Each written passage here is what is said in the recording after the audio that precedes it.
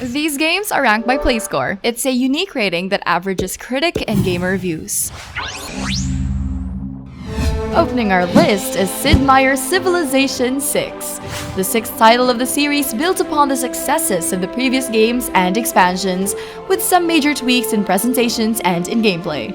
Will your civilization stand the test of time, lead your people and surpass others in culture, military, religion, and science? Explore the world, expand your cities, build wonders, strengthen your military, open trade routes, and research science and technology. In short, do whatever it takes to be a world leader. Latest changes include extended cities, limited military stacking, friendlier UI, better AI, and a lot more. This is a game with high replay value, high enough that you'll sink hundreds if not thousands of hours playing it, and it's bound to become even better with the expansions. Just one more turn, it has a play score of an 8.77. Ninth in the ranking is Superhot. This game felt like it came out from a very hilarious yet persistent group of developers in a board meeting. Superhot is a tactical first-person shooter with one big catch. The world moves as you move. Step inside a mysterious digital world filled with glass-shaped humans. Make every move count and plan accordingly because you're not the only person moving.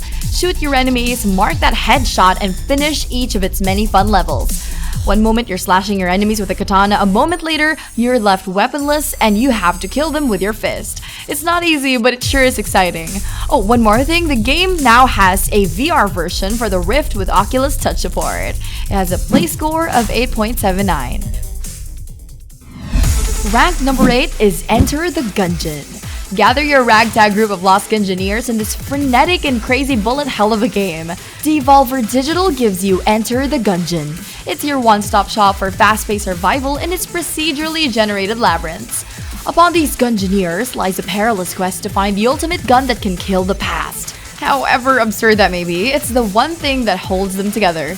But the path is not easy. You will be faced with cultists and they won't stop until you're dead. Gather your friends or do it alone and set yourself ablaze with its diverse gun types, boss battles, and bullet hell. It has a play score of an 8.86.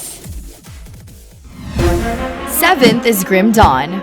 For a game with the same elements with Blizzard's Diablo, Grim Dawn takes more than just inspiration. Set in a world torn apart by an eternal war, play as a character of your own choosing and explore the universe devoid with light. Aside from its dungeon crawling mechanics, the most appealing concept of Grim Dawn is the dual class system. Players can combine and customize their own level of skill as they see fit. The addition of a better loot system also makes the game less frustrating to gather junk. It has been praised though for its better dungeon crawling elements that most games of the genre failed to deliver. It has a play score of an 8.88. 6th place is XCOM 2. The sequel to the critically acclaimed strategy game takes a different turn in this installment. Earth failed to keep up with the alien race and is doomed to hell. Now the only hope for humanity lies in the far edge of space. Set 20 years after the calamity, fight for survival in this deep and complex strategy game that provides constant thrill even when you're about to achieve victory. The game remains the same in its turn-based mechanics, however, the addition of a refined tactical combat gives your soldiers a potential edge in battle. So you know what they say about not trusting the percentage in XCOM? You'll be sure to know that this has a play score of an 8.89. Number 5 on the list is Starbound.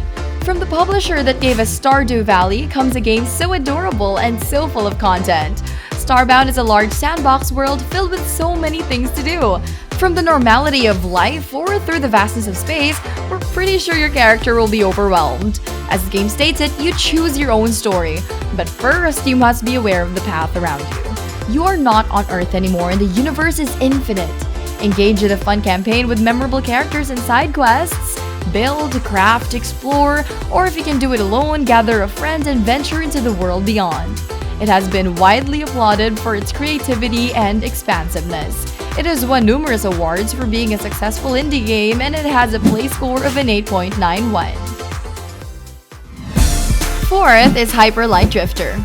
If you've come to know this game just now, the one thing that you'll notice first is its visually pleasing atmosphere. It's filled with purple colors and vibrant lights. That's one of the game's most acclaimed features. Hyperlight Drifter, as the name implies, is a story set in a blaring nightmarish world of post-apocalyptic technology. This 2D adventure lets you take control of a drifter as he travels between the areas of unknown origins.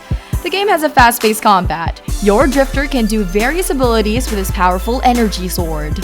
As much as the gameplay and visuals were praised, it is also important to point out the game's sound design.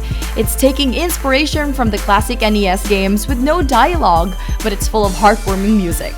It has a play score of an 8.94. Rank number 3 is Darkest Dungeon. This game isn't all about the joy of adventure, nor is it about the thrill of it. It's a test of your mental and psychological fortitude. Well, your hero, that is. Darkest Dungeon is a brutal dungeon-crawling game with insane roguelike momentum. It's set in a gothic dark fantasy world where crimson blood runs around every corner.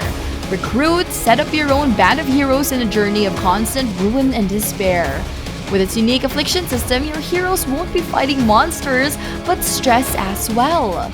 Darkest Dungeon has been praised for the narrative despite your journey's shortcomings, not to mention its turn-based mechanics that can be a challenge even for veteran players of the dungeon crawling genre.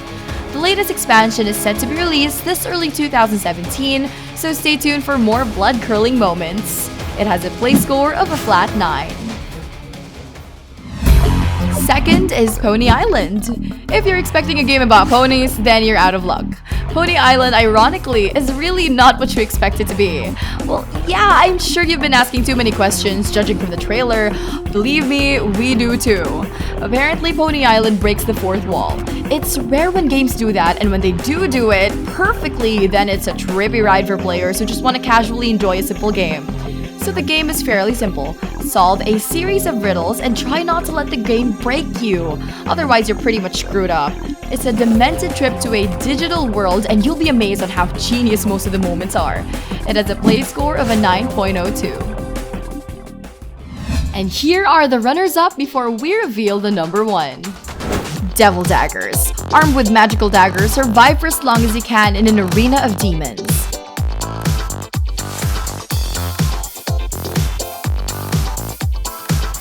Planet Coaster. This is a park simulation / management game. Build the biggest and most exciting roller coaster rides in the world.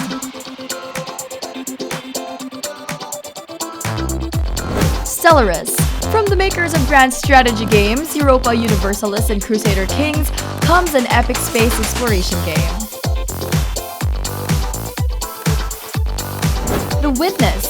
Alone with no recollection of the past, explore this puzzle-filled island in hopes of regaining your memories and finding your way back home.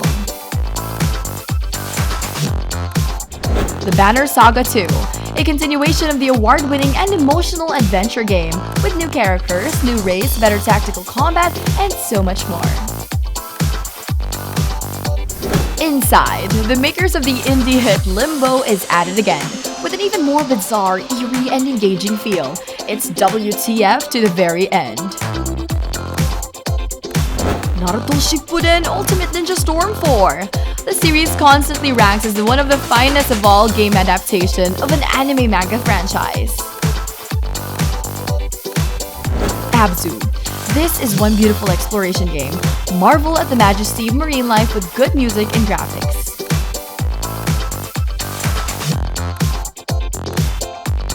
N++, a platformer that makes use of your momentum to avoid obstacles, evade enemies, and gather gold.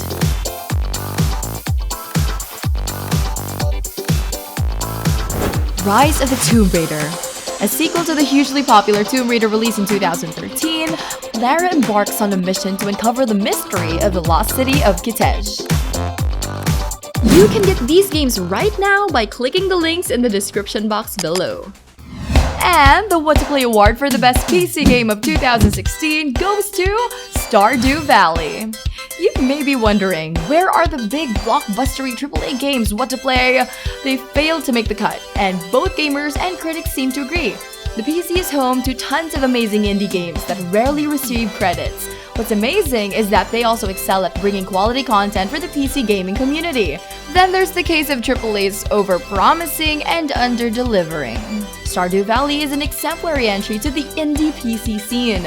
It takes inspiration from the roots of Harvest Moon and employs a very immersive life-simulating experience. Developed by one guy.